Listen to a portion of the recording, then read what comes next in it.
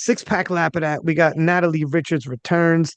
And I was just about to ask you, but I wanted to ask you while we're recording. So you must be knee deep in the prep for Sheffield. Oh, Sheffield around the corner? I hadn't looked at the schedule. Shit, am I competing? You're like, oh Just kidding. shit. Shit, That you're is right. that's an exam you want to study for, but you can't crunch it all in one night. You're like, I got a lot of work to do in 1 week. You Yeah. message Steve, we got 1 week. Go. I don't know how to skate by us. I don't know how neither one of us came into contact until, but we got a week. What can we Oh do? man. Oh man. And you're like, No. and no biggie, I'm 65 kilos. I don't know how that happened, Yeah. but we got some cleaning up to do. The cut, it's okay. The cut will do it. We'll water cut in. It'll be lightweight. It'll be That's fine. yeah, a No. disaster. But no, prep's been good so far. You know, it's been prep, some really, really good highs and some kind of lows, external factors like normal, as is life. But as a whole, I'm really excited for this, just like I was for Worlds. So going in and training has always been just a really, really fun time, no matter if I'm hitting a new like PR, if I'm just training, whatever it is, I'm really, really excited to finally go to Sheffield. Is so, I mean, you're in the span of a year, you've done a lot and Been you've a good year. accomplished a lot. It's been a good year. Yeah. And you made a hell of a splash moving over into the IPF. And holy smokes, from Worlds now about to be Sheffield, Worlds again, conceivably World Games. Like there is so much on the table for you having come over here. Is this playing out like you thought it would play out, or is just, I mean, we haven't even done Sheffield yet, but if you could look back and calculate, be like, oh my gosh, Yeah. is this meeting expectations blown by it? Because you're a world champion now. Like since winning worlds in the impact and like, is it like you thought it would be? Is it, what was your impression? Like it is absolutely blown away like any goals expectations I even had for 2023 because like 2022 was not the year, that was not the best year, so 2023 coming back was amazing, not only what I did on the platform but the implications off the platform too, with getting more exposure from my coaching side was really, really amazing. 2023 was great for that, and then setting me up for this year for Sheffield and then Worlds and then hopefully World Games if the opportunity arises. Like I would have never believed that I'd be in this position with all that has happened this year. It's just been incredibly, incredibly amazing. And I mean, you're doing this at a time when the sport is blowing up. Like the things that are like for like obviously Euro sport, but there's other avenues of opportunity that are going to be opening up in the future. And that it's looking very, very good on the IPF side, what's going to be happening in the near future. So your peaking and arrival at the world stage is perfect timing. And then you, as a coach, it's a great opportunity for you to grow business. And you probably seen the people's social media after Sheffield and the Sheffield effect, so to speak, that Yeah. happens.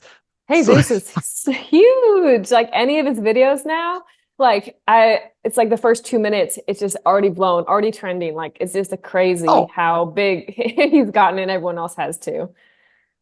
I asked him because some of it's like really well done. And I'm like, is this you? Did you hire somebody? And he's like, this is all me. Me and my brother. Yeah, I They're can they see like that. doubling up as a team. But Yeah. that's pretty crazy for him to, I mean, I don't know. Are you going to be doing more and more of that as well? Or would you hire somebody? Because there are times when I'll cut some reels of some podcasts. Other times I'm just going to hire somebody. I don't got time or whatever and be like, can I get some reels going? Is this stuff that you've thought about getting a social media person? I know, just throwing more out there. I know Penna, who's Yeah. murdering it.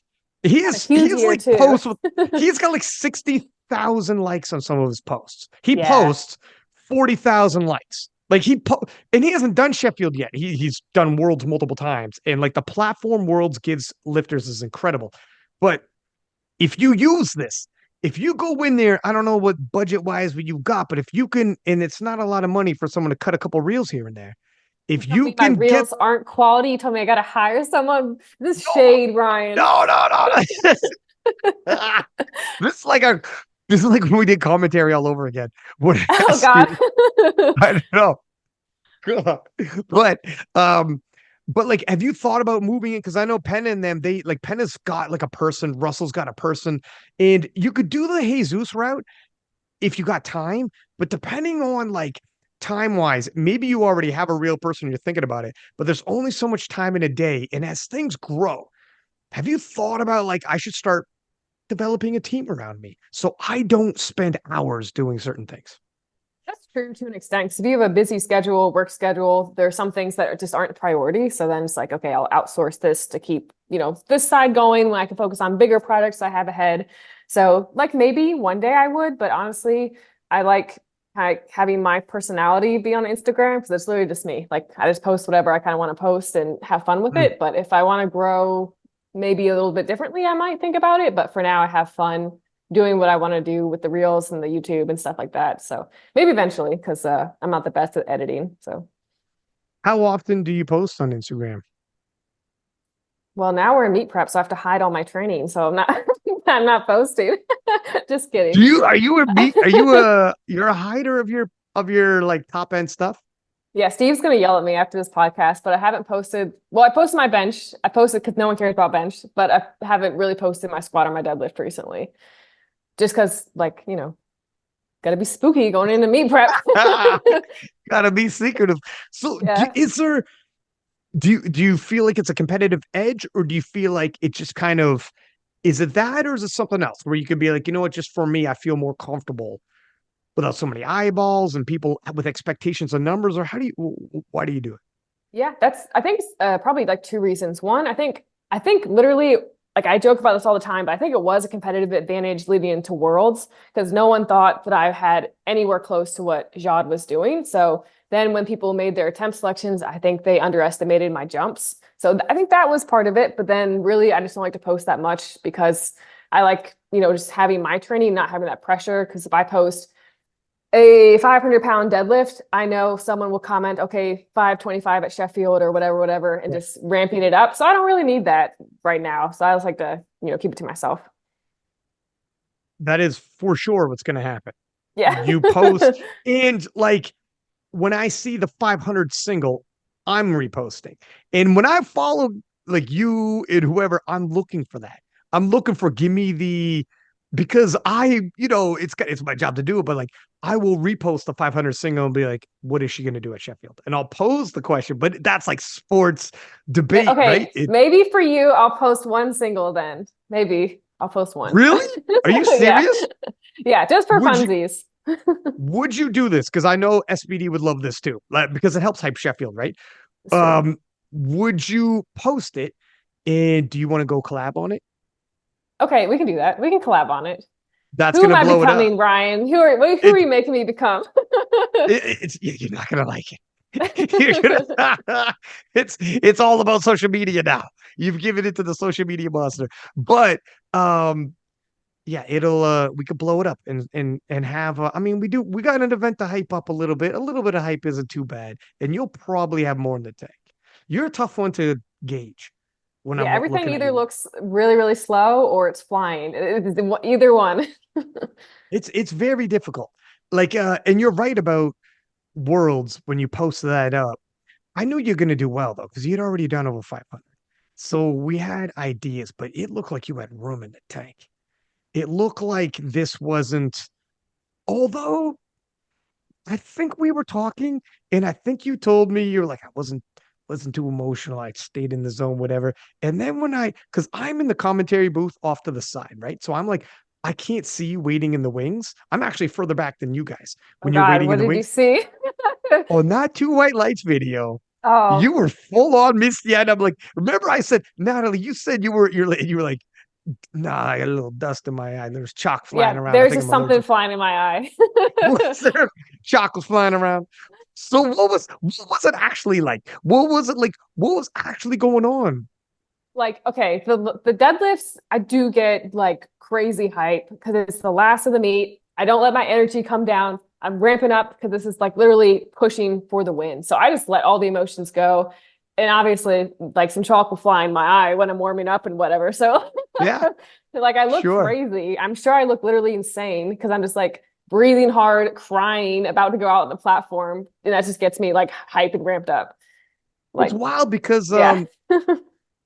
like do you it's interesting. Okay, so I didn't even know this till after the but I love this kind of thing. So what do you think about to take yourself into that place? Well, I always listen to music like the entire time because I don't like to see or hear what's going on with everyone. Like I don't care. So I always get whatever playlist I'm bumping to going into training, I'll listen to on meet day. So I just listen to that and I just literally think like pull it, just do it. Like you got this. You can, some positive self-talk and just get really, really amped up. And then when I get out there, I just do my thing and take my time and don't really cue anything or think about anything else except just do the lift. It's not a And lot going on. It's when just a you're lot of listening to that emotion. music though, are you thinking about any people in your life, any events in your life, people back home, people watching, people there, or like, are you thinking about what are you thinking anything like that? Not when I'm about to go on the platform because I feel like that would make me sad. Like thinking about like all the people watching me would make me like a different type of emotional.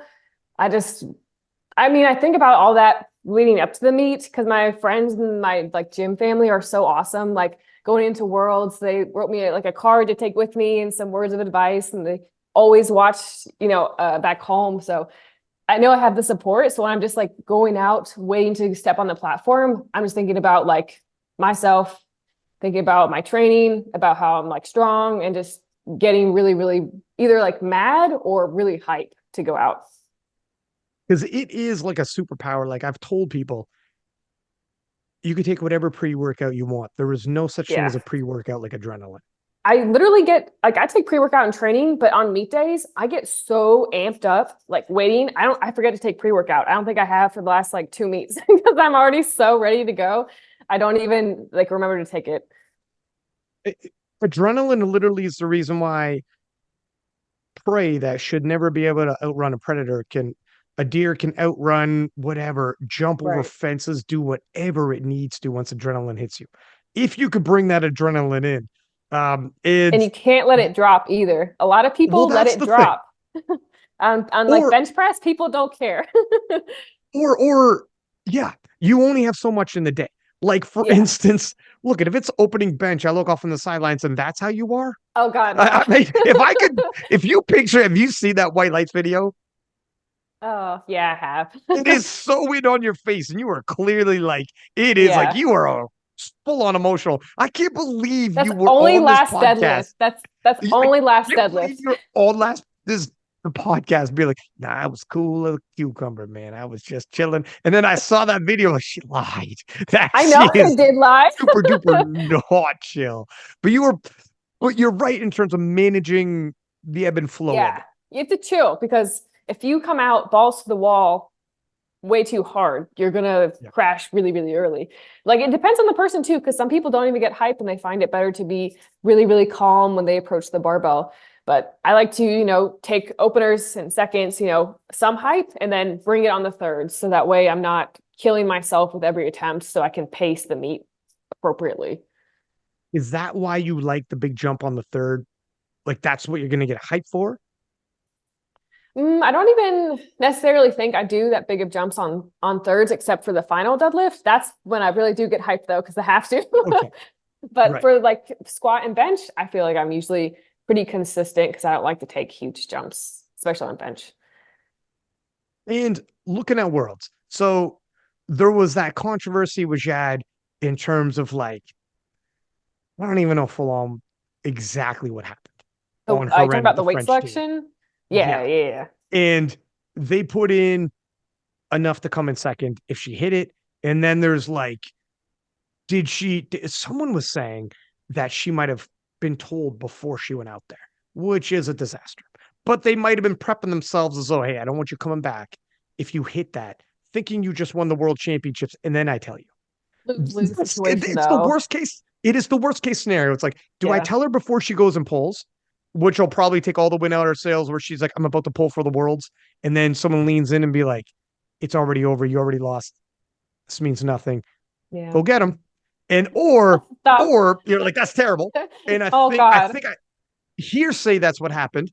Or are you like, let her go out there 50-50? If she hits it, my God, I got to pull her side immediately. Like she could be crying on the platform, doing like a holy Babylon moment, crying fake in the French team, faking everybody. And it's the most awkward because everyone in the crowd is like, and she's like, thank you, thank you. Then you got to be the guy on the sidelines being like, holy fuck, now I got to tell her. Now Yeah. I got You to gotta be tell. that guy. Like you can't mess I'm with an thinking, athlete's mental like that. Like you just gotta let them do their thing, and then sorry if you fucked up, you messed up. You gotta tell them. or do you tell him beforehand so that that can't happen? But you're totally fucking up the last pull, but you already fucked up the last pull. Yeah, you already messed it up. Let them go out there with a good mind, and then tell them after. That's on you. Like just you have Oh, to own it. damn that. I honestly, Let I the don't think so. athlete just have some joy. Like don't mess with them. I don't know. Okay. Well, okay. So now we're going to run it back. Now we're going ahead. We're going head to head at Sheffield. Do you see this as an opportunity? Because this is in terms of storylines, the rivalry between France and US and the women's side is phenomenal. And now we have what happened at Worlds, and it's kind of like, is this an opportunity for you? Do you look at it like we're going to put the nail on the coffin here and make a final statement, and there will be no controversy this time? This is it. We both know what's coming down the pipeline now. Nobody's fumbling the bag with no final last deadlifts. I don't want to hear it. Like, is this, or do you feel like it doesn't, or how are you approaching it? Are you approaching it like that at all? I actually just had this conversation like last week with my coach when we were talking about goals and expectations for Sheffield. And honestly, like I don't think who like whatever happens at Sheffield, the lineup, I know it's gonna be crazy. I don't think it would be the nail in the coffin if I won or if she won. Because in what, 3 months, we're gonna go head to head at Worlds again. And it's gonna be close because we're both neck and neck every single meet. So I think it's gonna be a really good competition until one of us can pull away, like comfortably pull away. I don't think it's going to end for a long time. And hopefully it will be a really good kind of battle and motivation for both of us. So, and I 100% agree. I don't think it'll be a nail in the coffin. I think she's capable of 520. I think you're capable of like 520 or God knows what. I think both you guys are, and you're both like early to mid 20s. So you guys are right in your prime and going to be in your prime for the conceivable future. I 100% agree. This is going to be a rivalry for a while to come, unless somebody switches weight classes or what have you. Right. Um, but do you find it as an opportunity though to then to maybe be like, all right, we both came here from Worlds. You win this, you're like, that's how I got the upper hand now, and there can be no discussion. Is this a way of closing the door on that discussion at least, do you think? It will. I think it'll spark controversy either way, though, because there's always going to be someone will say, "Oh, well, it was the Sheffield. It's different structure than Worlds. It's just wait 3 months, so you'll see." I don't think it'll be, like an end of discussion either way, just because there's always going to be controversy in it. So I don't know. I think it'll be really, really fun though, because I wanted to go into Sheffield as a 57 because I want to prove that I am the best 57 in the world, like Mm. hopefully of all time. I'm not going to shave my head and cut down to 52. Like that would be too much. So yeah, I'm excited. It's going to be a really good battle. Do you think you could do that like at Sheffield with the numbers, winning the title? Obviously, Jade is quality opposition. Nobody can ask about the opposition you face. Best in the world. Do you think Sheffield is possibly your moment to solidify yourself as the best 57 of all time? Definitely. Like, even if you like, what's crazy is that hypothetically, if I broke the world record for 57s and I totaled something really, really cool and got a really like the highest good lift points of all time, IPF points, I could still not get top three just based on what everyone else is doing. So I think that either way, if I go in and have a really good meet, either way, I'm going to be in the discussion for one of the best 57s. So it's just crazy how Sheffield is lined up because you could literally be amazing in your weight class, but still not be as amazing as like Sonita or someone else who's just killing the game. So it's cool. It's been crazy. And so at Worlds is a little different now that Sheffield's around. Some people are going to hold back on their final deadlift. Evie Corrigan, Sheffield champ, Yeah. and Leah Babel, two heavy hitters. Yep. Both of those ladies are coming to Sheffield. So obviously you won best lifter at Worlds, and you didn't have that privilege because you had Jad, so you had to extend that world record. And they didn't have a Jad Jacob in their competition. With due respect to the competition they face, great Mhm. competition, but Jad is something else, right? It's a Yeah. special talent that you had. But at Sheffield, nobody's holding back. Everybody's going all in. And whether or not you extend the record beyond, because it's percentage of record, there is still good lift points. There is still a possibility of looking back and be like, okay, let's size it up. There's different various metrics. If we use good lift points, if we use dots, if we use, is this an opportunity for you to be like, all right, is everybody going all in here?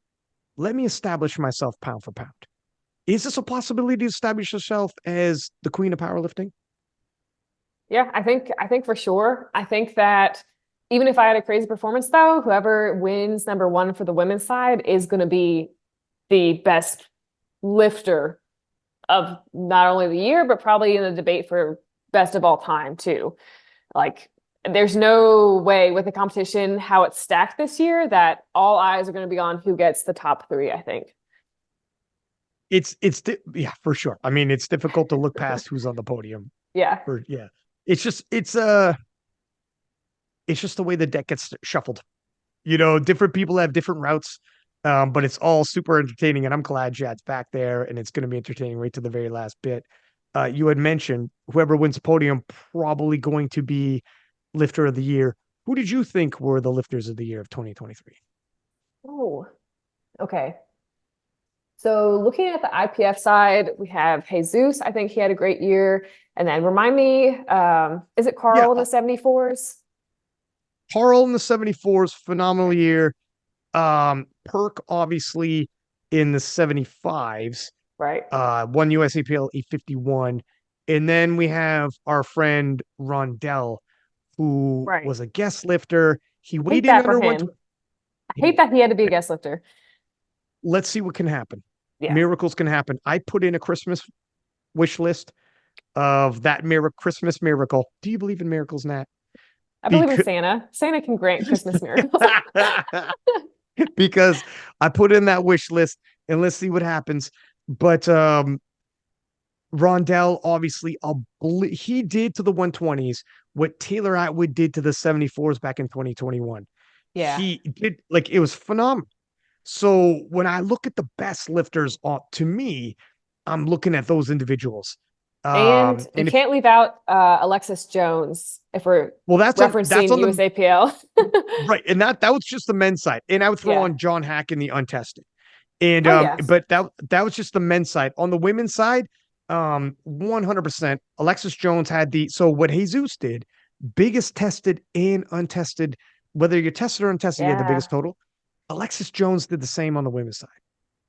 Yeah. Which was Phenomenal. insane. She Crazy. needs more hype. If she comes to IPF, though, she will get the hype she deserves. I just Oh, don't think she got that from the other federation, honestly.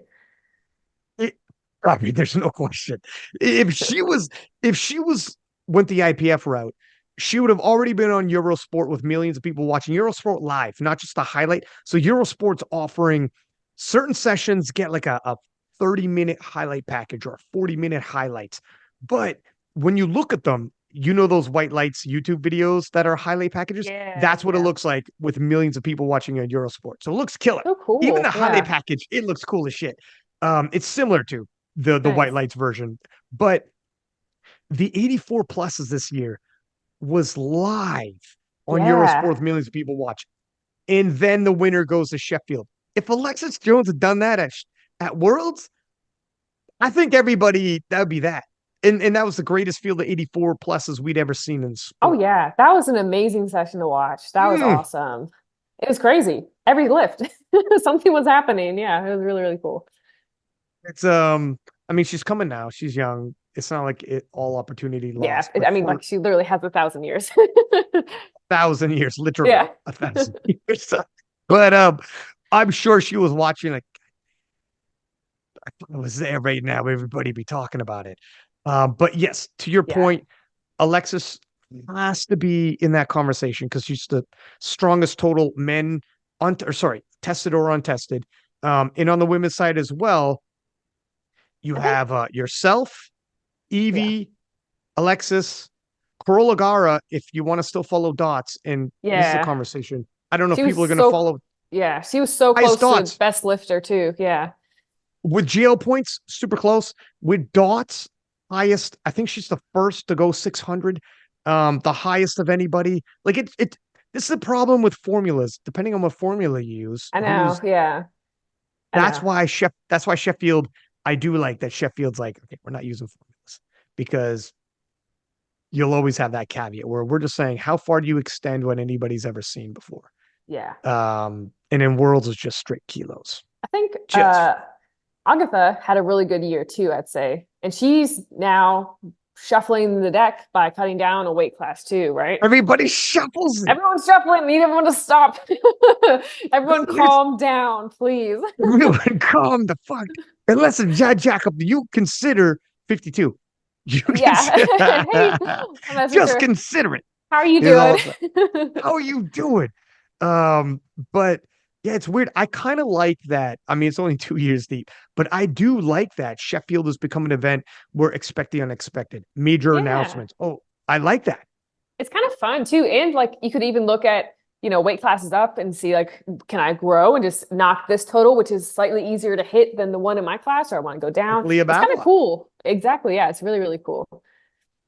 I also was poking at our boy Gavin, who's a 93 and literally as thick as the house you're in right now. Okay. Yeah. If you're I if he's forget he's outside, 93. yeah. If he's outside your house, it looks like him and a buddy are posing for a picture. That's how it's equal pairing side by side. He's huge. And he's flirted with the idea of dropping 83. And can you imagine That's a big cut. it's but Gavin's a big boy. That's true. You have to plan I that mean, out though. You got to for plan sure. it a long time. Super duper long. Yeah. Like I mean, immediately after Sheffield.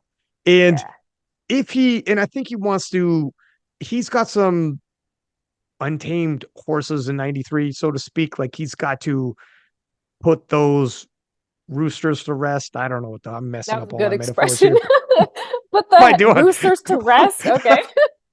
Fuck was that? Friday night's hitting hard right now. Friday nights hit hard.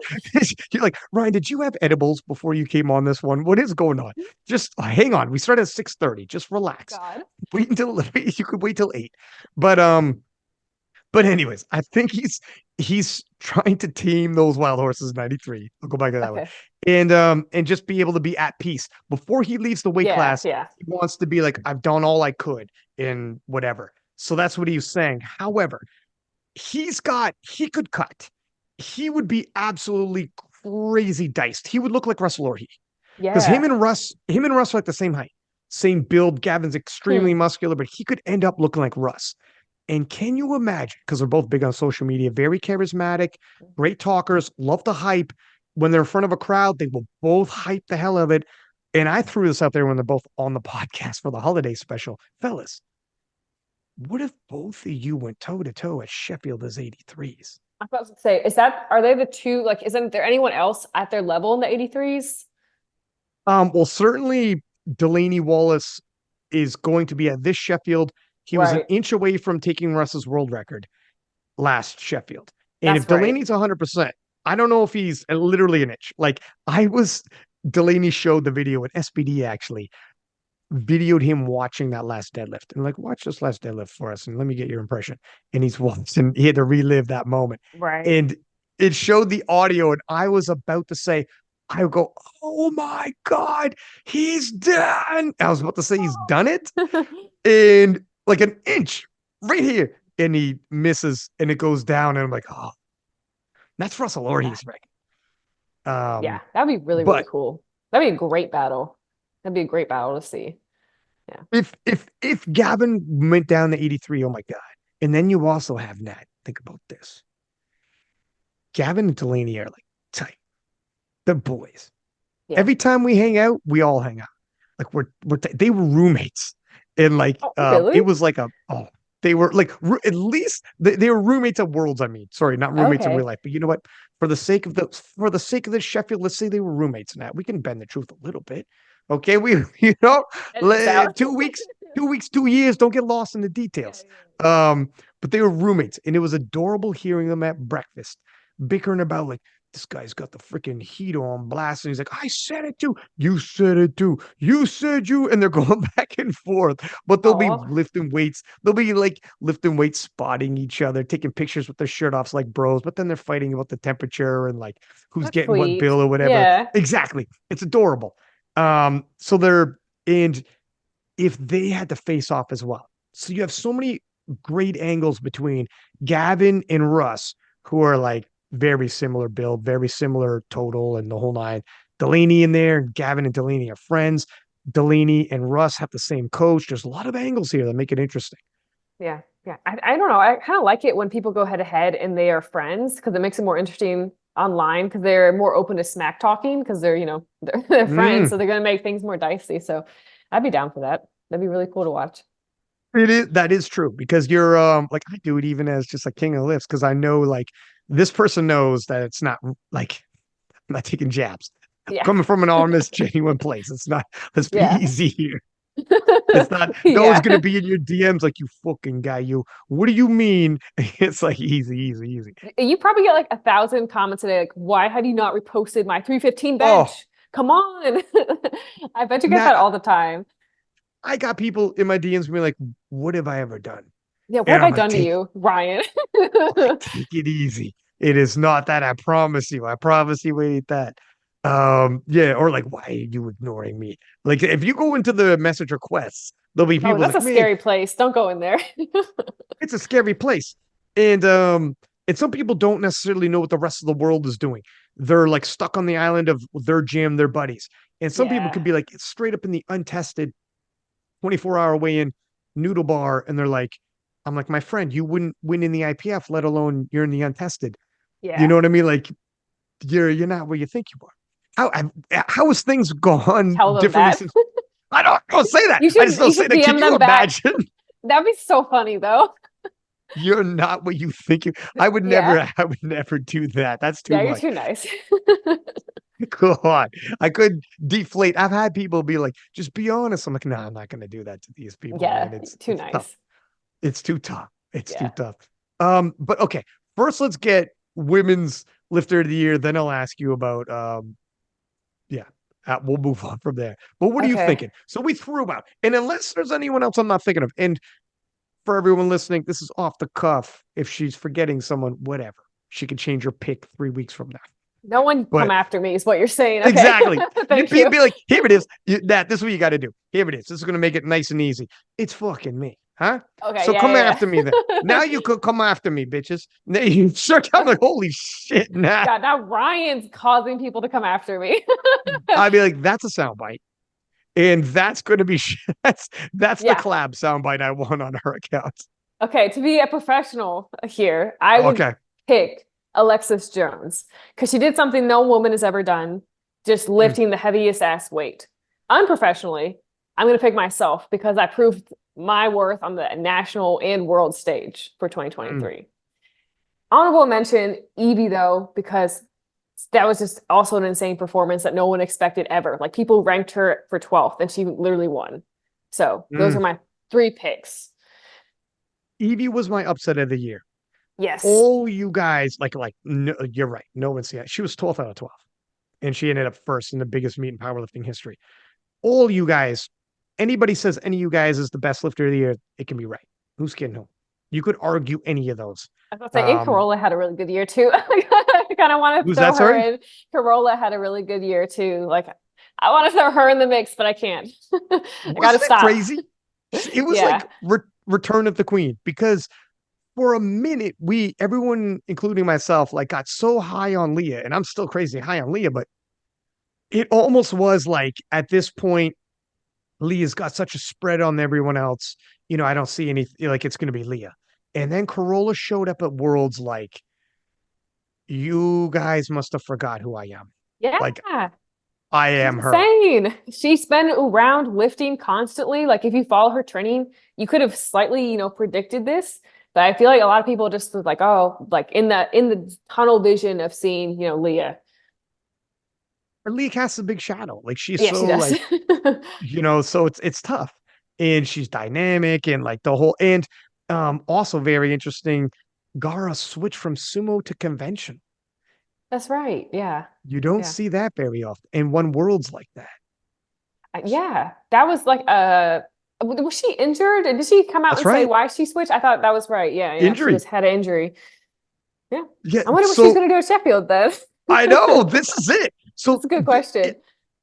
I afterwards, so she came on the podcast and yeah, it was totally injury provoked to switch from sumo to conventional.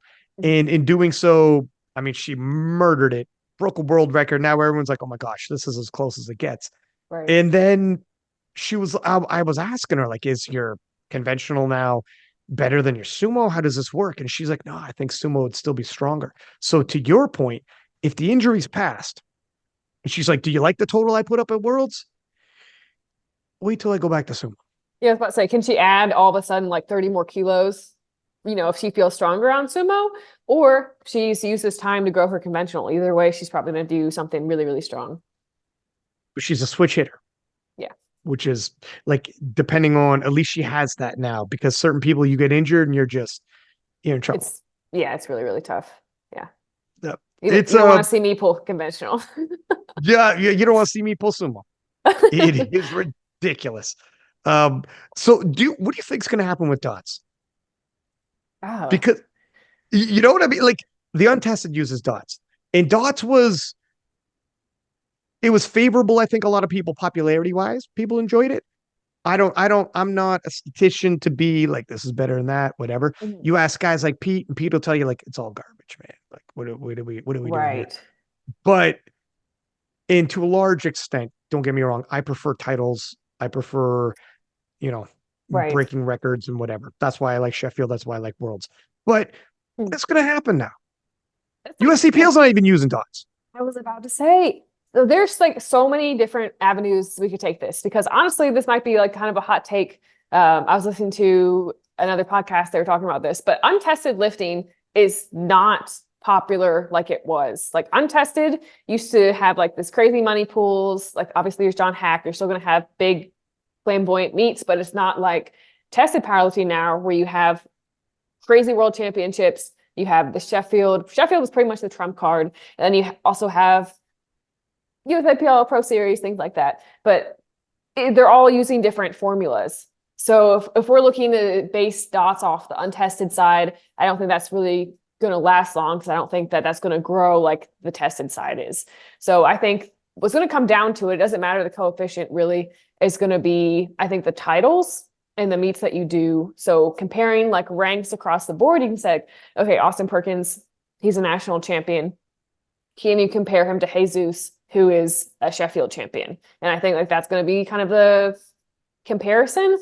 But I mean, IPF points are always going to be here, right? Like they're not going to get rid of them. Is that going to be This is the it. new Like formula?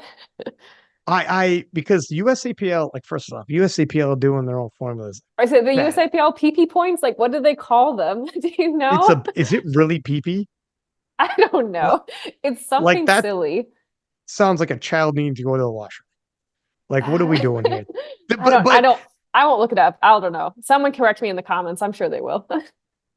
the thing is, if you got your own federation and you already have different weight classes that people can't relate to, now you have your own It formula no one can isolates the relate to. sport from comparability because you have Perk in the 75s, you have Taylor and Carl in the 74s. Is that kilo going to make a difference?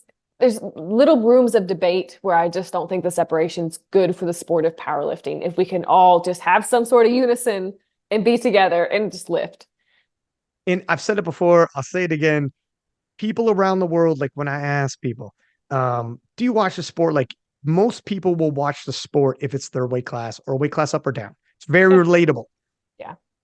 If you're a federation and you're like, let's do weight classes that nobody else has, that's a great way to shut off the rest of the world from watching, is Yeah. what that happened. And guess your views would suggest that's what happened. The world Yeah. stopped watching. And they were like, I'm not going to see you at Worlds. You're going to stop there at your nationals. And I don't see my weight class represented at your nationals. And it's just not relatable. And you're using a different formula for your pro series. and we don't use that formula. I don't know what's good. Like literally, it's hard for us to picture us because we're in North Yeah. America. But there are people in Europe who are like who only do IPF points who are like, I don't know, is that good though? That Yeah, dots? what is a I don't dot know like is on the scale? Like, how can I compare that to? Yeah, that's a super good point from a viewer spectatorship. Like, would my mom know what a dots formula is? No. She knows how much that's weight I'm lifting, though.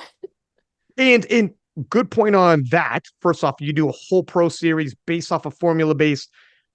You're only going to get powerlifters to watch, and it'll never grow bigger than spectator sports wise. Like I don't mean like I mean gym goers who Yeah, are like into people who are SBD, invested. Yeah. right? Because I got guys in my gym who are not powerlifters. They know all about the powerlifters. So you can get gym goers who do SBD. But on top of that, like Carola Gara didn't even know she had the highest DOS until like she heard the podcast and was Yeah. like, hey, I didn't even know. That's pretty cool. And Yeah. it's been like 6 months since Worlds. You understand how little dots meant to her? Yeah. Like she was broke ground with being the first at 600 and all the rest of it. And she literally was like, yeah, I didn't even know. So if you have a series based off of dots formula, the rest of the world who are powerlifters, who are super invested in your own sport, don't even give a shit. They don't even know what dots means. They don't Yeah. even know what's good, what's bad. They don't even know what their dots are. So Yeah. that when they're not going to watch your series that's only based off of dots. I mean, like it And then is like an artificial number created in some sort of way to compare people, right? Like, but if you don't give a clear scale or present it in a way that's understandable for people across the world, then you're just kind of limiting yourself to pretty much just the United States of the world watching, right? in fraction of that too, like whatever fraction you have. And then on top of that, now you're going to move away from dots, which at least like untested would compare, I guess. And now Yeah, you're going that's to make true. your own. Now you're going to make your own. Now it's like, well, now you really, what are you guys doing? It's a bad idea. I'm Hey, they're telling you. called PP points, though. How can you hate on the PP points? As a Someone's grown gonna ass come for man, me I in the can't. comments. As a grown ass man, I can't do PP points. This is I'm gonna get flagged by whatever. It sounds terrible. Being a power, I give that guy 7 PP points Oh God, because you, imagine. can you imagine me? I got him pegged as a 600 PP points, and I'm Hey, that commentating might junior. actually grow the sport though, if you like take it out of context. I don't know. Right. I don't know. Fair enough. But yeah, I don't know what's going to happen. I think just due to the fact that well, first off, I think the overwhelming importance will be placed on titles now, like you said. Yeah. You won nationals, like USAPL nationals is going to diminish the more people are leaving and etc. And it is going to be like just like most sports, when you're peeking around at most sports, it would be how many world titles have you won? And national titles, international, like if you're from Europe, European, and then if like you tell me of a massive competition within your sport that brings all the world champions over, like we have Sheffield, how many of those have you won? Because a lot of sports have like grand slams or something Yeah, big I was where about to say, all I the feel like world champions. tennis is super comparable because they have, Right. different tournaments and stuff. And I mean, like it's already kind of happening with what's going on in the USAPL with the Arnolds now this year. Like the level of competition has just like slowly gone down because like all the big people who did nationals last year have already transferred over to Powerlifting America and IPF. So whoever's going to win, Arnold's or 2024 USAPL Nationals, the threshold to get to first place is probably going to be less from the total of the previous year, just because the people who set all those really amazing records have gone to the IPF now. I'm not diminishing anyone who's choosing to stay in the USAPL or anything like that, but the competition is going to be different this time around just because of where people want to go and the opportunities that's, has arrived. For sure. I mean, I think it's pretty safe to say the USAPL World Cup won't match the World Games. Hey, don't shit on Albany, New we, York. we don't It's know a this. beautiful place. That's an early prediction. I don't know the rosters to either. But if you place them at the same time, I'm choosing World Games over the World Cup. But I don't know. I don't know. That's just me. But that's the reply to the World Games, which is like, God damn, that's not a Yeah. that's not a that's an easy decision. Well, for yourself, you have a massive money meet coming. And there are money meets coming on the IPF side now. Like we know this. We Yeah. and you commentated one, but Yeah. like that's just the beginning. There's going to be more and more and more, and not just SBDs putting them on, but SBDs massive in terms of changing the face of powerlifting. And with the money meets Sheffield being by far the biggest, most professionally run, both how it looks, how it's run, the level of judging with IPF international officials, the roster, and then the bag of money being offered to all these lifters gets no better in Sheffield. And there's going to be others along the way. Um, for yourself, how much is money an incentive, or is it a part of it, but it's not all of it? Is it a huge part of it? Obviously, you're having all these experiences with the world championships, possible world games, and God, that would be amazing. If I could Yeah. live in your guy's shoes, whoever gets there it's going to be nuts. Yeah, well, how do you weigh this out as an athlete who's legitimately eligible for all this? Well, like obviously, when I started powerlifting, I just did it because I loved it. And, I didn't go to my local meet to get, $1 million. I just honestly love the sport and have grown with it. And now it's just amazing to see that's actually at this point where you can win, $30,000, $40,000 in a meet. Obviously, it's like insane if you get to that level. And then you also could do a couple local meets a year, pick up some extra cash there. And then I think the total money will just continue to increase every year. And so as SBD grows and other sponsors chip in more, as the sport grows, I think we've already talked about how big it's gotten this last year. So as myself, when I'm looking as like an athlete, still I'm prioritizing, what I want to do and the opportunities that arise. So I'd love to go win some money. It's definitely a part of it. I want to go set records and come home with some cash and get more pizza for, Friday nights. Oh But yeah. But, at the end of the day, I love what I do. So I'm going to love whatever meet I sign up for. But I do feel like money somewhat legitimizes the sport a little bit more because you are a professional athlete. You can win $40,000. Like that sounds a little bit nicer than saying I'm a professional athlete and I won $20 to Applebee's. Like there's, a little bit Yeah. more professionalism when it comes with that like price tag on it. But at the end of the day, it's totally up to the athlete whether they want to prioritize money. That's awesome. Go for it. If not, have fun lifting with your friends. I think it's just whatever people want to do. It's also an interesting conversation where some people are saying, and this is like the split with USCPL and IPF, even if we're looks like we're kind of course correcting, we're like PA is starting to turn into what USCPL was with everyone coming over. Mhm. But it actually let us gauge the temperature of the room a bit. For instance, like the Pro Series, it wasn't quite the incentive that people thought it might be. The allure of titles, like the World Championship, people kind of thought, yeah, but that's just like Natalie, you can dream that dream, but how many other girls are 57s are that's not on the table for them anyway, so why would they care? But it kind of looks as though like what even if you could just dream the dream and you're never going to get there, the possibility of or just being involved with being at the same competition in the same federation as Natalie, as the girl you look up to when you go to the worlds or when you watch worlds, be like, that is my federation. No, that is my weight class. Those are the points. Those are, I saw her at nationals. I'm going to compete on the same platform as her at nationals. I'm going to, all of these things. It's interesting to see that there was intangibles we didn't know until the split happened and how it all weigh out. You don't know like how people think. What do you think about it all? Actually like a really, really great point too, because if you think about it, you have Sheffield with the biggest prize pool of all time. And then what they've done by raising that, that ceiling is that they've deepened the rest of the meets on the IPF and Powerlifting America side of things. Because now you have local meets that pay out $5,000, $4,000, whatever. That's more than like most, I think the Pro Series meet, I can't remember what the prices were for USAPL, but at a local meet, if you are going against some great competition, you can win $5,000 or whatever they're throwing on the schedule this year. They're going to have way more, like prizes for these meets that might not be like Worlds or Sheffield payouts, but they're really, really good. And what it's also doing is just increasing the opportunity and more powerlifters want to get into it. and making it run deep. I'm sure there'll be payouts for an APFs and other meets along the line with sponsorships. So I think it's really, really cool how really SBD has elevated the sport. For sure.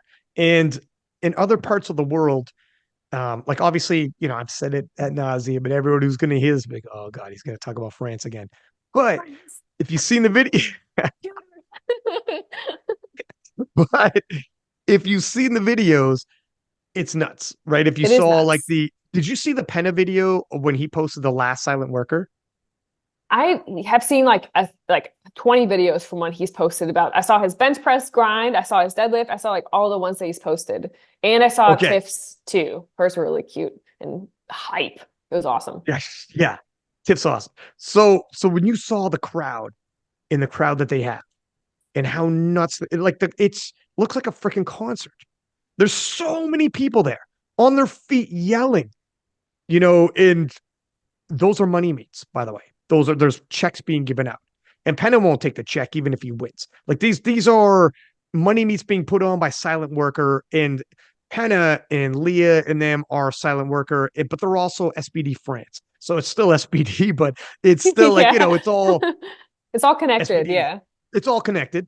But there's money meets popping up everywhere and competition popping up everywhere that like people can like be a part of. So yeah, if you don't go to Worlds, Silent Workers like flying me in to commentate, and they're flying people in like Jurens and people from Worlds to show up. Listus from Ireland, and like they have like world class people that are going to show up and compete anyway. So more and more competitions besides Worlds are going to start popping up. But I know, like for instance, as a boxing and MMA fan, the branding of, for instance, the UFC, and for fighters on the way up, when they have a possibility to go in the UFC or a different brand, even if the other brand is going to pay more, the other promotion, but it's not the UFC. And the dream was always to be in the UFC. Even if they're never going to be the UFC champion, you're never going to be John Jones, Conor McGregor, or whatever the hell. But your dream was to be in the UFC. They sign with the UFC and like, oh my God, I'm a UFC. I'm like, this is the brand I'm with, this is whatever.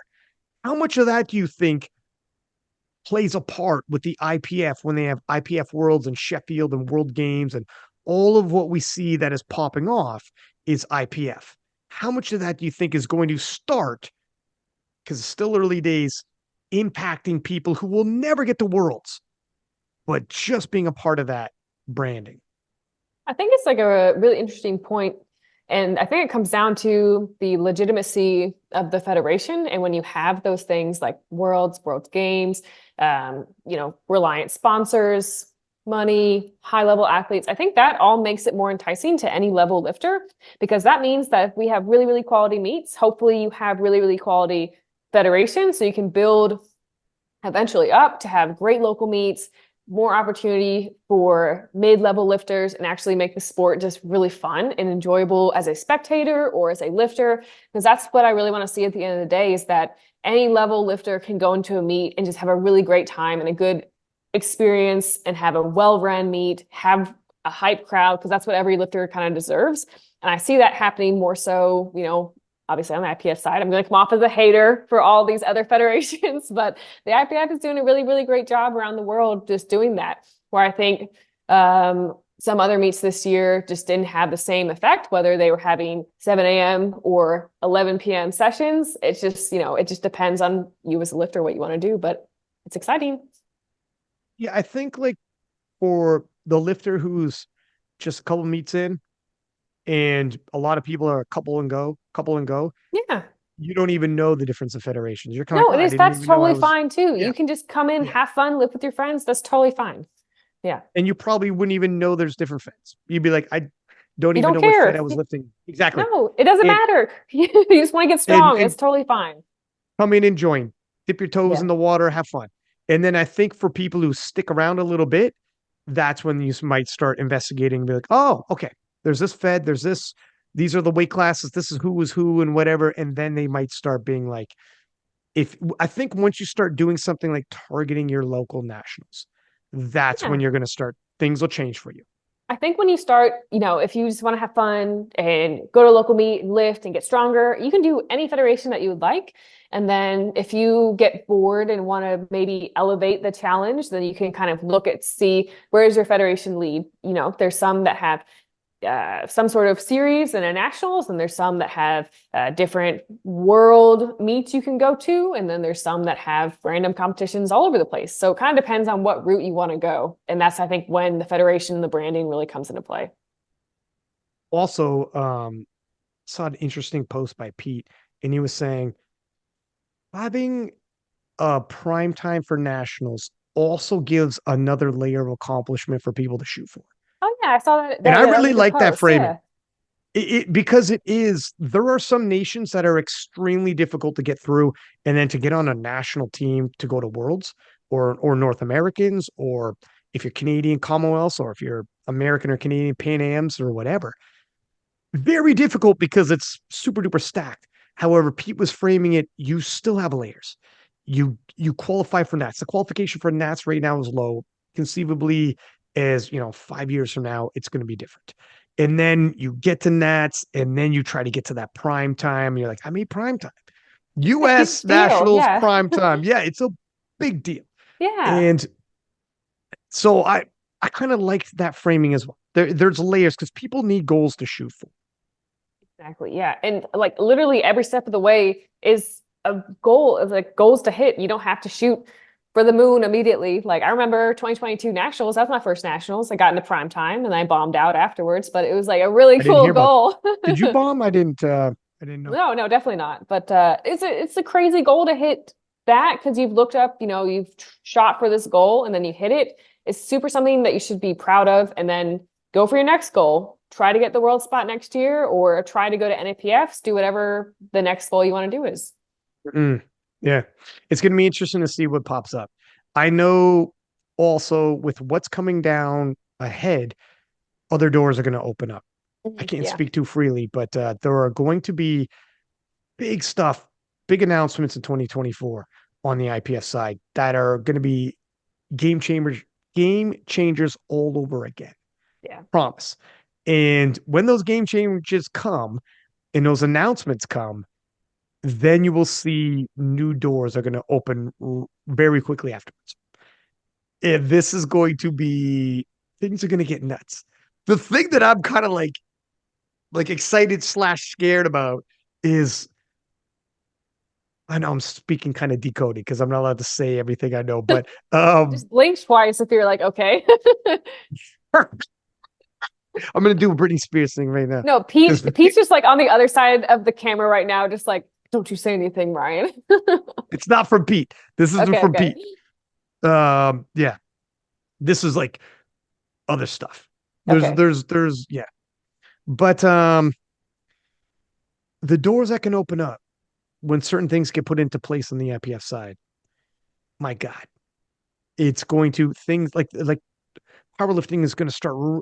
The difference between 2022 and 2023 seemed significant on the IPF side, right? It is going to be equal steps again, not just with like with SPD 100%, but not just on other things are being put in place, other deals are being made, and this is like extremely exciting. And then, of course, World Games in 2025. But I'm telling you, they're like wheels are in motion constantly, never resting. And to see they're big is it can be more game changing stuff. So I know once those happen, I've seen the triggering effect of how things go. It's and for you to be in here in your prime right now is you came at the right time. God bless. You came at I the mean, right time. But it is the scary part is, of course, what I've seen. Let me put this out here. Kimberly Walford. I'm about to do a goat episode with Matt Gary, Rory Lynch, and Eric Helms. Eric Helms got a oh, that's gonna podcast be such a dedicated. good episode. Oh, It's it's great gonna be crew. killer. So that is the powerlifting nerd crew that could debate who are the goats. And yeah, and Eric Helms literally does like research on history of strength sports going back like thousands of years or whatever. I don't know who the hell he's going to pull up. It's like some guy Yeah, from Hercules, I don't Greece. know. Yeah, exactly. And I'm like, all right, all right. That's untested though. And that's the category of untested because I Yeah, want it's Hercules true. tested. Um, True. he was an all man, but I would not say that to his face. But looking at, for instance, like Kimberly Wolf, she's won so many world titles, and you would be like, gotta be the GOAT. Like she's won so many more world titles than everyone else in the classic. But then when you look at like the history of powerlifting, she was powerlifting winning titles initially with like around 5'10 to 5'15 in the 72s. And then 520 something. And you know, it got better as the years went by. It's still But hard to this is gauge though. Yeah. what I'm trying to say is like, and she did phenomenal. There's no Kimberly Walt, there's no Natalie without Kimberly. There's Right. no like this is Exactly. you. She's a pioneer. We needed Kimberly. But what I'm saying is the talent pool at the time was so much smaller that we had maybe one or two outliers. If Mhm. we had outliers, sometimes we thought we had outliers and we didn't. But that we had our talent pool so small, you don't know if you have an outlier or not because your sample size is so small. The Mhm. sample size now has grown so much, and we have nations all over the world now have turned into powerlifting nations, and now our sample size is so much greater. We're starting to see what some real athletic outliers might look like, and that's what it is now. And when I say the scary part is in 5 years, when the things happen that I know is going to happen, and I'm like, holy smokes, where might we be in 5 years with outliers? And like, it's very tough. It's Yeah. very, that's why, like, God bless when guys like Taylor Atwood s- still hung in there as long as he did and is still here. Yeah. Like, this year, 2023, I should say, that was the first time the 500 kilo total was broken for the 57 class. I wonder how many people are going to break it, in the next like 3 years. And then we're going to say, okay, well, 550 must be the new, outlier area. So it's just going to continue to grow, which I think is really, really good for the sport because, like, let's go back to tennis or boxing. If you watch, an average match, would it be exciting and thrilling? Or if you watched a super crazy, Conor McGregor, whatever his name is, like that type of match, like what's more entertaining for the viewer? Yeah, you want, and it's a sign of the times that like so many other nations getting involved makes viewerships go way up because instead of just relying on one market in the US, you have a global market, so there's so many more viewers. I was looking at India.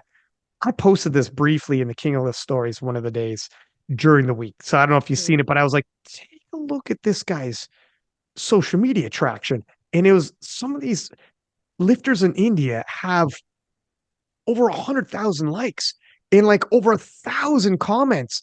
Yeah. And some of them have like 1 million views. And I posted in the King of List storyline. I'm like, what is going on in India? Because if I'm honest, a little aloof to it. It's a bit of a Yeah. blind spot for me. I see certain people at Worlds, but we don't fully know. And people from India were like replying to the King of Lift story in my DMs and were like, and I was reading some of them and going back and forth with some of these people, and they were like, my friend, we just don't have those tip of the spear people yet, but the sport is huge over here. I feel like, And they yeah, have I the feel like it is population. huge. Yeah. Yeah. I feel like India and China really have just grown like a crazy amount recently and everywhere else in the world, honestly. It's just been insane. But India's got a billion 3 people, and they're going all in on this powerlifting, it seems. Like the Asian, they had, man, I don't want to like misspeak, but I remember people telling me about like crazy competitions that ran like all weekend, all week. Like, I mean, it ran like 24/7. Like it was like because they So had to keep turning cool. over, just insane amount of people showing up because the population is insane. Yeah. They just need like when they start peeking through into the worlds, and they're starting to a little bit now. But in when those people are like powerlifting people, and when more of them get represented at the world championships and battle for even medals, even podiums, wait till you see what happens to viewership. And then of course, what happens when you get a lot of viewers on a stream or Mhm. broadcast? Sponsors. And then what happens when sponsors start investing, like SBD's investing more and more, and it becomes like SBD gets everything, everybody gets bigger. And then the Right. events get bigger and blah, blah, blah. like a lot of things are, yeah, it's I was gonna exciting. say, And that, what if there's $1 million payout one year for Sheffield? Imagine that. That would be crazy. I'll Yeah, tell you Pete, get what, on that. I'll tell you what, yesterday's price ain't today's price. I want to quit my day job and be like, this is all I do all day is Yeah. commentate powerlifting. Can you believe that? That'd be freaking crazy. Yeah. However, what might people be doing by the time all that happens? It'll be freaking nuts. It will be. But you're young, you can adapt. Like Okay. how ah, I'll try. you know, well, you have like you don't have to say your goals for Sheffield, but do you have like numbers in mind, or what do you how do you approach these kind of things? Yeah, I think like, I have some numbers in mind that I definitely do want to hit. Just like I did for Worlds, but at the end of the day, I just have to go 9 for 9 and hit my lifts, and I know I'll be just fine. So I really just want to have fun and just do something that makes me really, really happy, whether it's a new squat PR or a new world record total. I just want to have a really, really great day. In since winning the world championship, how have things been different? Like you like in terms of DMs, you have people reaching out to you, and it's got to be a whole lot different now, and it's happened relatively quickly, and people might be like, oh, I met Natalie Richards at the last competition, or Nat, I just want to say, and kind of those kind of messages. And how does that impact everything? Okay, this is a funny story, but on social media, there's some lifting club in Seattle, Washington, that is just ran by like 15-year-old boys. And every reel they post, they tag me in it. And every story they post, they tag me in it. I don't know who you are, but please, please stop Well, tagging me in all don't your stop. stories. These are like high school boys who have a crush on you. I don't know. It's the entire That's lifting club, adorable. though. You're in the have a club. Oh my Every gosh. post, they tag me and they tag like one of the strongmen lifters. I forget his name, like Eddie Hall or someone. I'm like, why is it Weird. these two? Why? The most random. You're like their pinup girl they have a crush on, I bet. Uh, But you're also like an athlete, a world champion, the whole nine. That is adorable. Maybe These I'll 15 repost year them. old. I should stop being mean. I just delete the messages, to be honest. Oh man, that's adorable. It's crazy how it works though, like this. And do you have like other people like lifters that are on the come up who've reached out or whatnot and like giving you some heartfelt messages? Yeah, it is like really, really sweet to see those messages because like I remember when I was doing the exact same thing, and I probably still do it to some people where I'm like, wow, like this is like really inspiring. I appreciate like all that you share and with your journey and things like that. So I definitely had like some really sweet messages and met a lot of people, especially at meets and stuff now. It's really, really cool to meet other people who love the sport as much as I do and just kind of bond over it. Who did you message? Oh, Russell or he? oh gosh. Uh, I relate to your story. I know that I definitely messaged like someone like really cringily when I first started in like 2018 or Oh no, something. Like that's a I'm not gonna name drop because they're gonna go find it in their DMs because we're probably friends now. But I've like definitely sent you're those messages. oh, this is worse if you're like if you ever message someone famous, be like, fuck, I hope we never become friends for some reason, and you actually see this. I was venting, I had a couple Yeah, drinks, and I told you how imagine. much I love your work. But now, yeah, now I'm super interested. Would it be someone I know? Oh, Probably definitely. not Like Worlds. so yeah, I'm not gonna You, name you, drop I anyone. don't, I don't know. Do you know Leah Bavla? I don't know. Oh, I don't know. No. And like, oh gosh, yeah. When I first Give me started some powerlifting, I was the annoying teen lifter. Like I amazing. was my biggest enemy, but yeah, I don't know. What's my biggest? You're like, I got to double back and look at some messages I might have sent. Yeah, Now that these I'm a are world, block and delete. now that you're at Worlds and you're talking to people, yeah, shoot me a message. We'll go. We'll all link up for dinner or whatever. Then you leave me like, holy fuck, Jessica's gonna check her DMs and see 5 years back. Yeah, literally. Well, You realize you're like, oh shit, what did 18-year-old Nat send Jessica back I in? actually did. Okay. I did tag Jessica Bittner in one post one time because I was Now you like, did. I loved her. So yeah. But it's okay. Oh, I met her at Texas. We're cool. We're friends. you're like, listen, I just want to talk to you about some messages I might have sent you a few years ago. You go, I might have been aggressive for your attention, but I just want to say it was Yeah. I mean, she was a pioneer, like, and she still is 100%. when I was growing up. So I watched her lift a ton. Yeah. 100%. Yeah, I mean, whatever. That's what you do when you're young. Now we actually can like reach out to people. Like back in the day when I was like in high school, I couldn't reach out to someone I looked up to like in a sport or whatever. This is an era where you could reach out to your like they might not read it, but you can reach out to the people you look up to, reach out to your idols and be like, when you're 15 and you're all like caught up in your feelings and they just did something phenomenal, you're gonna send them a message and be like, go get them. And it's I like just want to always, let you know. yeah, it's so sweet. And like I always appreciate anyone who ever like sends me those messages. I try to respond back, if I see them and I can, because it's always just super, super like heartwarming when I get those. So I always appreciate them. I just want to know what that 15-year-old club is going to do when they hear this podcast. They're going to go Stop. nuts.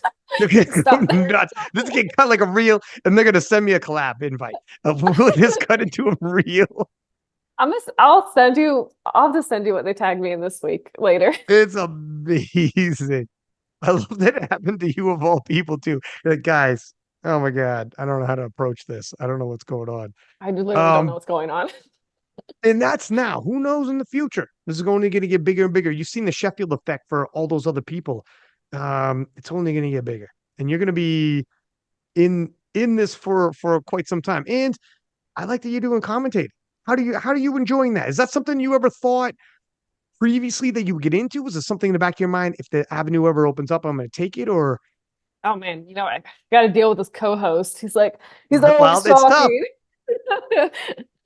It's getting no. Commentating's awesome. I'm super excited to have the opportunity because like I literally have like a speech impediment where I blur all my words together. So I'm proud someone gave me a mic to talk to.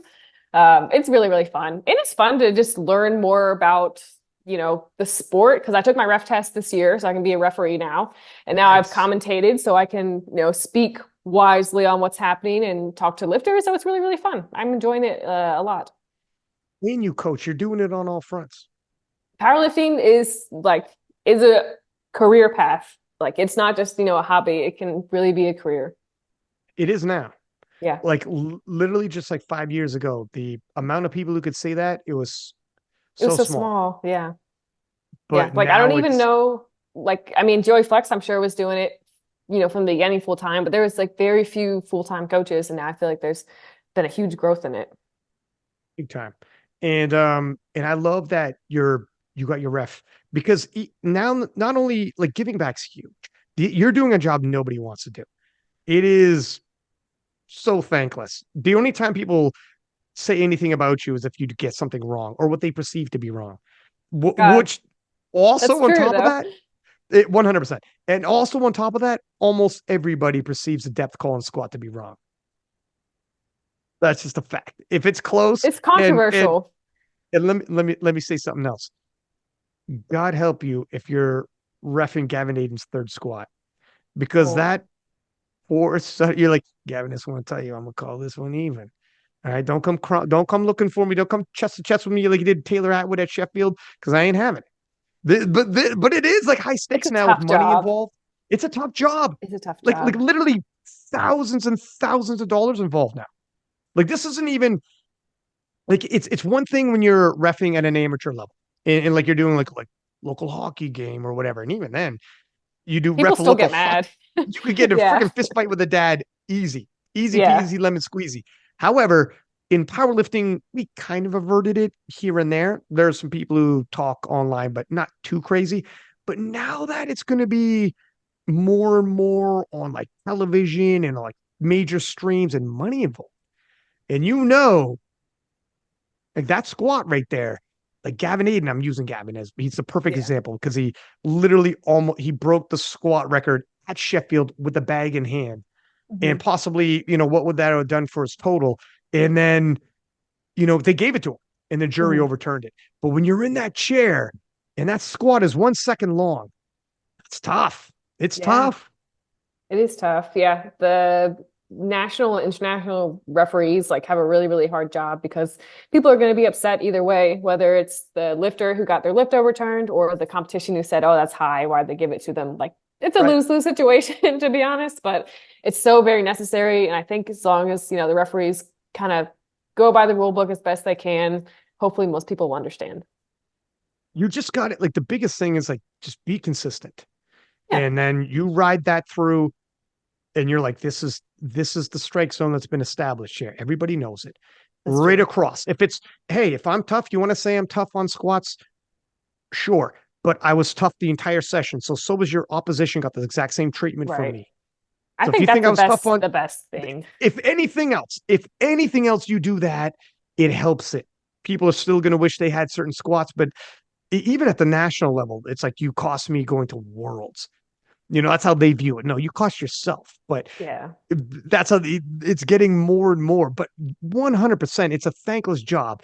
And it's huge that like when people like you do it, I think I like it first off because it shows other people as, sorry, but as a role model. I don't know if you're comfortable being referred to like that, but it is what it is. But as people do look up to you, talking about people in your DMs and how you felt about the people ahead of you, and people are going to feel that way about you and coming up. And when they hear like you're a ref and this is what you do in powerlifting, you give back, you start doing volunteer work and start doing these things. You have to, because it wouldn't work if you didn't.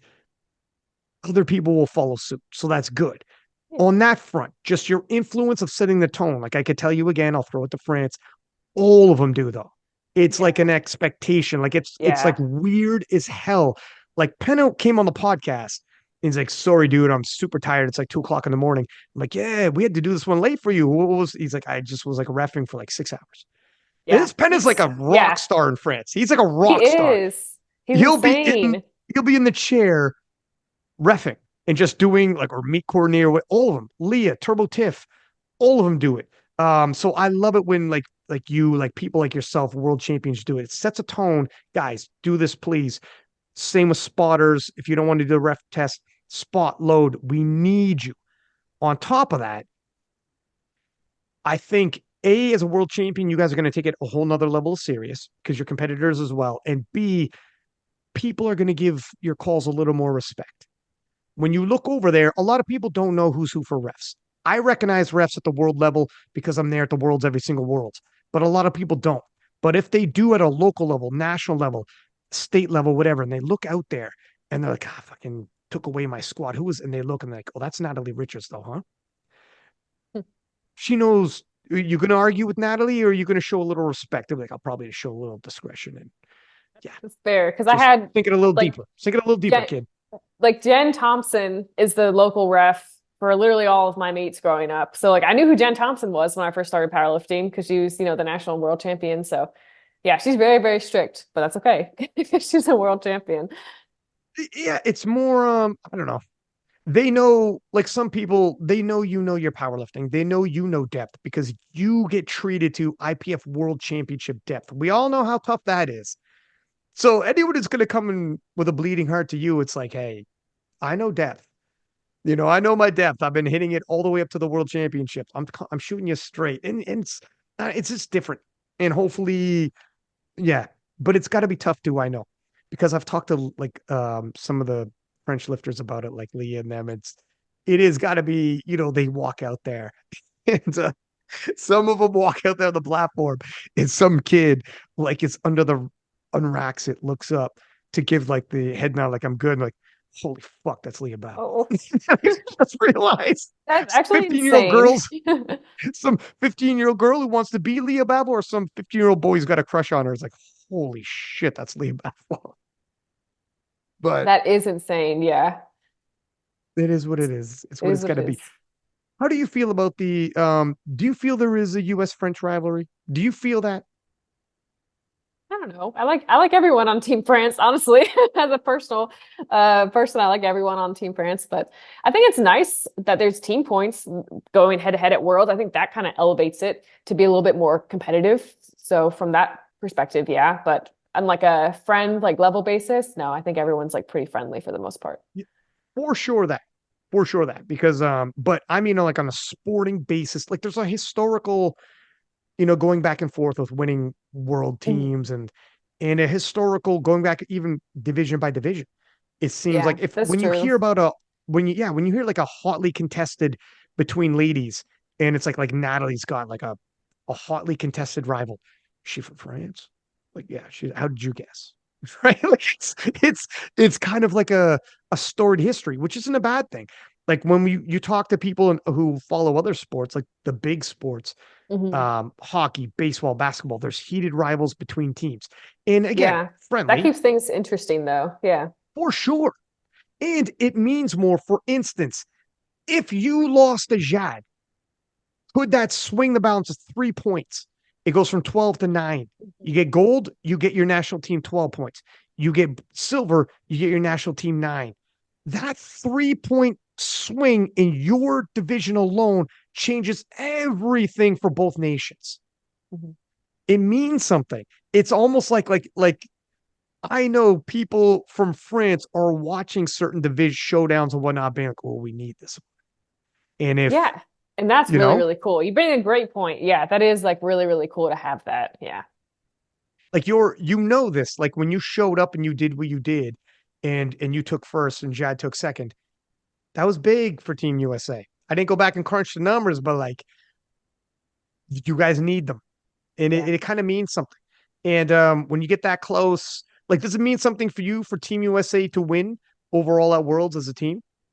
Yeah, I think, like it's it's very honorable, I guess would be the best word to use because you represent, USA, you want to represent your country well and you want to help your team out too because they're pushing as hard as they can to hit the podium and you want to support them and do yourself your own justice. So, yeah, it does bring like a really strong sense, I feel like, of community when you do get to add the team points and come out a little bit on top.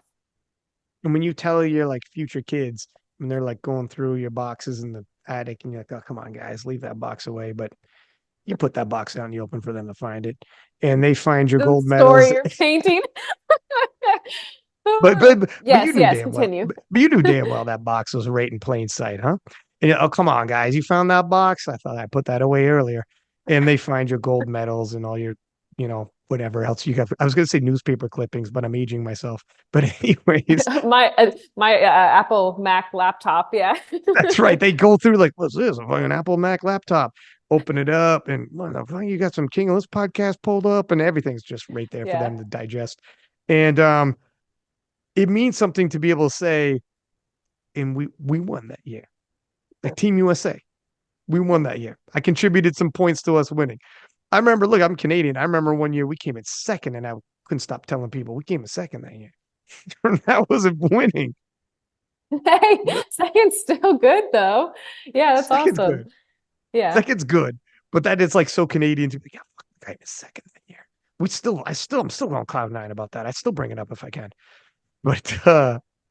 But yeah, it is good to have some rivals and like a obviously a fun rivalry, but it is Yeah, good to be pushing each other, it and is. that Yeah. your rival just happens to be in France.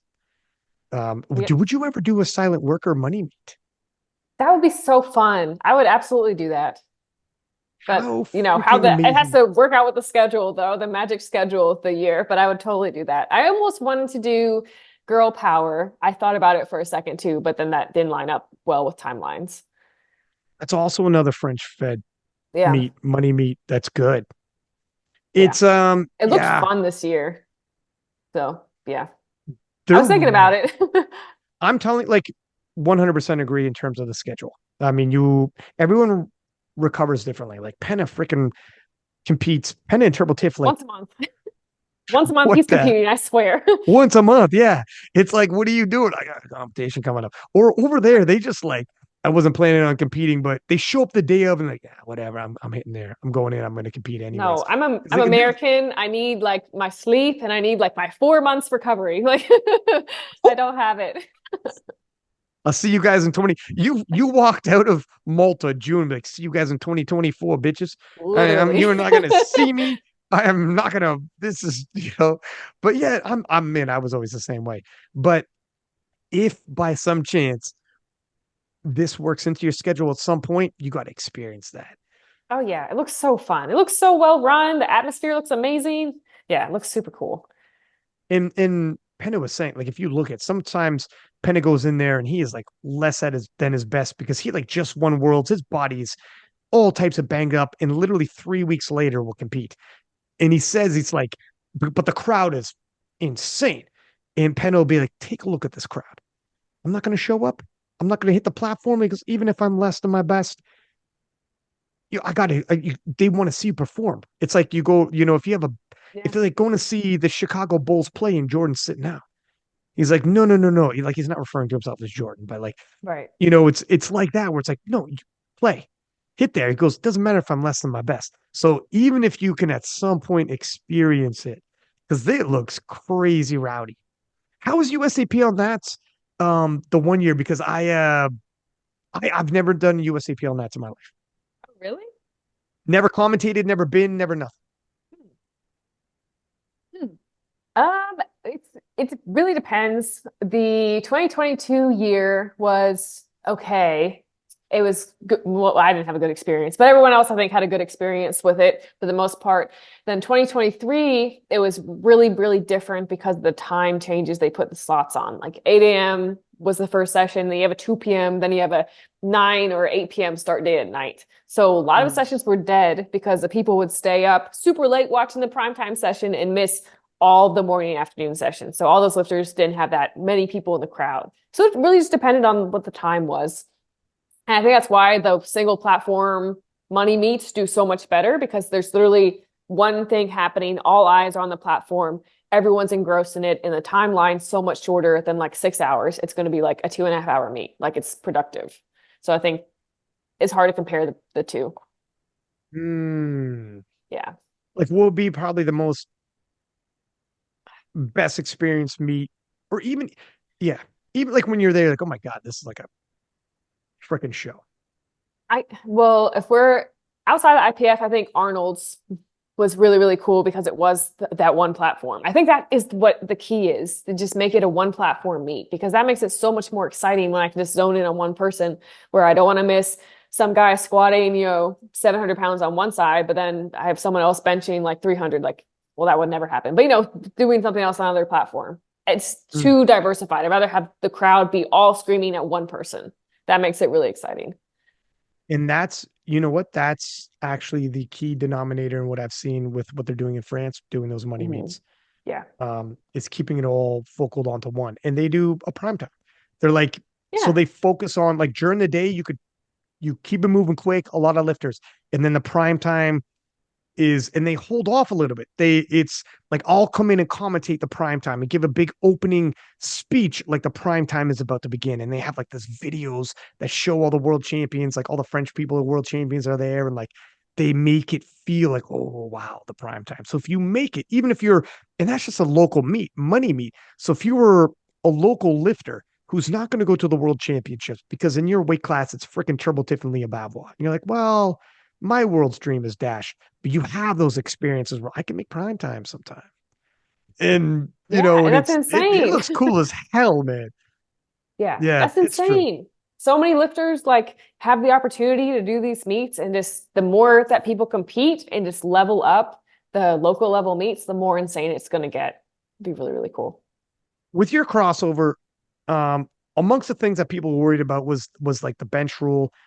How have Mm. you has there been anything, not just the bench rule, but has there been anything that was difficult to adjust? Because you seem to have like your numbers are phenomenal. You operated like you had more in the tank, and it didn't look like there was any kind of adjustments that were really hurting you.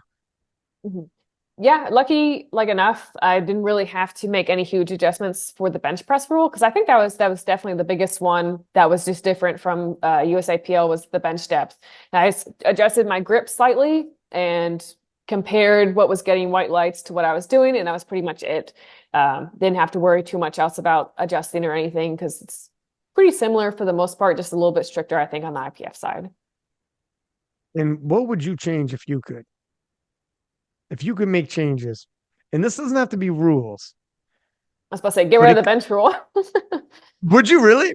Yeah, there's no point to have it. Just makes things so much more confusing. what I would do is a rule that I would get rid of. See, I'm not a huge fan of like massive arches and the whole nine and the bench press. Um, but so I wasn't a major opposition of the bench rule. Like a lot of people were, well, Right. we say a lot of people are opposition, but look at the IPF now. So I was about to maybe it say, isn't as yeah. big. I think it's But just an annoying rule. Like well, it's yeah, not really stopping anyone, you know? well, you mean like they're arching, but there is the range of motion. I like a range of motion. I That's don't true. care That's about the true. arch. So there is a different. People are going to complain no matter what. Some That's people true. are like, look at people are still complaining online about the arch. There's going to be people complaining no matter what. But anyways, one rule I would take out is the down up on a deadlift. Oh, I completely agree. I think that's been so dumb for so long. Yeah. As long as you are on your way up and you're going to keep going up eventually, then it's okay. Because some people just get stuck and it's that slight just bobble because they're so fast at either locking out or they're stuck on their quads or something. It's just so pointless because they're going And to get the for lift. and for me, the rules for me are entertainment value wise. Like on Hmm. the bench press, I like to see a range of motion up and down. I Yeah. don't care if in the background there's a big arch or not, but if the range of motion's bigger, like I just want to see it. There could be more of a scrap, whatever the heck, um, whatever. But for the deadlift, that makes it so much more fun to watch somebody fighting and fighting up, down, up, down. It's like a boxing match where someone gets knocked to the ground but comes back up again.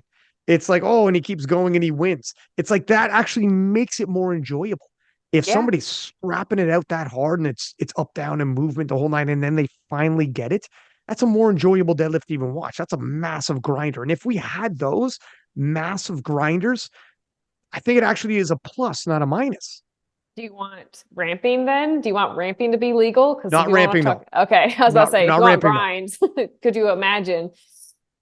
Yeah. You're not wrong. I do. Okay, so that's a good point. I want I want to see fights, but not to the point where it's too untidy, Where where it's it like becomes definitely cheating to an extent. Yeah. right. Yeah. Not a leg Yeah. assisted. So there is a limit to what I would, but that is one. If Yeah. I could change one, I think it's the down up rule. Again, If you like, told me, if you told me the bench rule or the down up rule, I'm going down up rule. Take that out. yeah, I probably agree with you. I think that would benefit way more than probably the bench press. Because the bench press rule, it does affect people. It does affect like some people, but I think everyone has made adjustments to where they're still strong.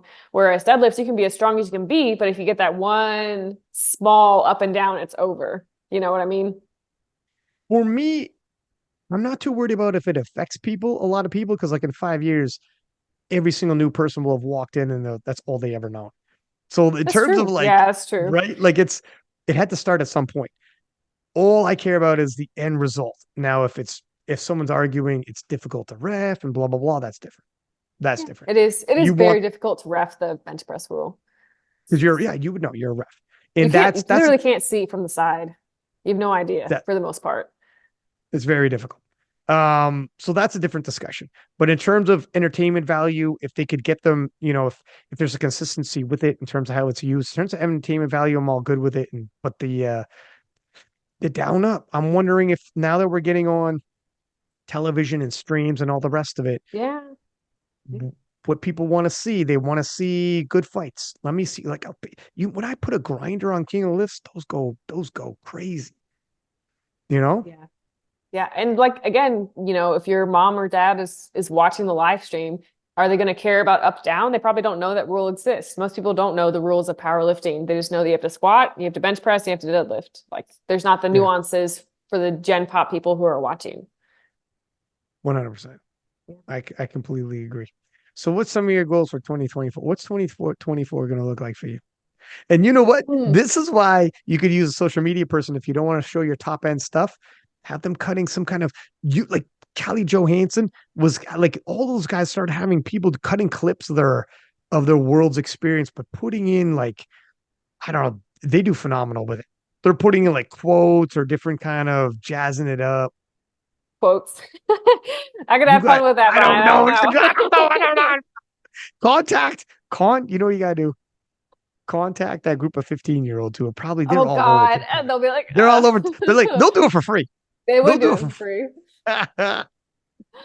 Goals for 2024 without, disclosing the numbers for Sheffield, but obviously be, do well at Sheffield, hit the placing that I want to do, then go to Worlds, Lithuania, I believe it's this year. And I'm sure I'll go head to head against Jade. So that'll be a really big battle I'm excited for too. So I probably will take some time, as much time as I can between Sheffield and Worlds, because it's kind of back to back this time. And then after 2024, see how I do at Worlds, because I really want to get to World Games for 2025. That is my long-term goal right now, is World Games. Yeah.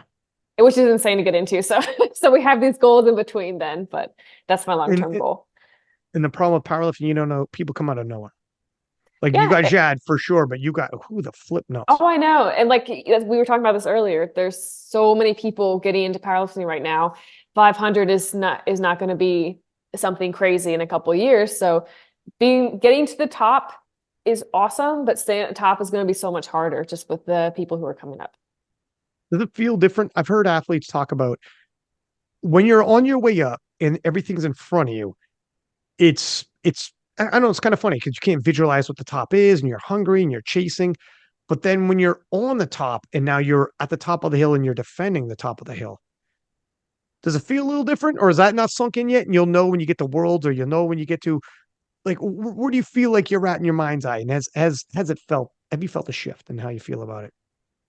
Honestly, like I try to like do some introspection sometime at the end of these meets, but I feel the same way. Like I feel like I'm really am just still chasing, which I love. I love to try to get to the top and do the best that I can at any perspective of my life. So I feel like I'm still chasing who is the best 57 ever? Who is the best female powerlifter of all time? Like I feel like there's so many more goals that I have set for myself that I don't feel like I'm defending or settling or maintaining. I feel like I have so much more to like try to grow to. You're like you're chasing history now, legacy now. Now that you got the first one, you're like, if I want an impact and possibly the greatest 57 of all time, greatest pound for pound of all time, you got to make a run. And what's really exciting about those goals too is that I know every other girl at Sheffield, all 11 other women are also chasing those same goals. Like I know that everyone wants to win, everyone wants to be the best female in the world and the best of all time. I think that's what makes it really, really special for me too, to be with all these amazing like ladies chasing for the number one spot. Like, no lie, the greatest of all time up to this point, and we've been around for a hot minute, is amongst this field that's going to be going to Sheffield. I guarantee you that. Like I was saying earlier, and I'm going to say this on the podcast with the fellas tomorrow when we record the GOAT podcast, but Kimberly Walford by titles has it. But that's just, she was here for that in that time period and had that length of time. But in terms of the most talented and strongest lady pound for pound to ever do our sport, she's the lady walking amongst us now, Mhm. competing now in their prime, winning world titles now. And all you ladies are doing incredible things.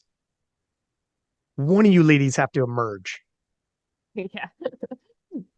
And that's It, the it, it's intro it's for Sheffield. This has all been that's one show for Sheffield today. and you're like, and Ryan, that's why you do the intro for shit. And there it is. Cut it, clip it, Yeah. and here we go. But Yeah. it's yeah, no lie. We probably will use exactly that. But it's true. I'm very as like a fan of the sport. I am very much I guarantee you the pound for pound best is walking amongst us, and I don't know who's gonna emerge. Because I could be like, holy smokes, you see when Nat did her first worlds, but then you got like killers like Leah or like Corolla or all of them, and you like yeah, it's exciting. And Alexis Jones is coming over. Yeah. And I know whoever wins this year, 11 other people are going to be very mad for next year for Worlds. So it's just going to keep elevating the sport.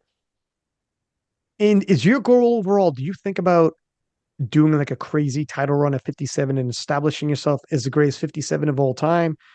I think I've asked you this before.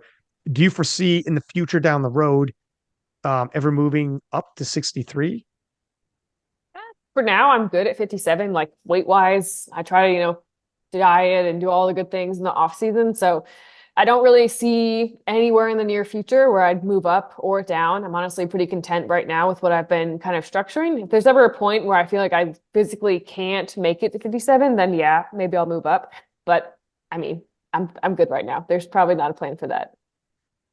And if you win enough titles, Sheffield, break records, and make a run, is your overall goal the greatest of all time, pound for pound, or the greatest 57 of all time?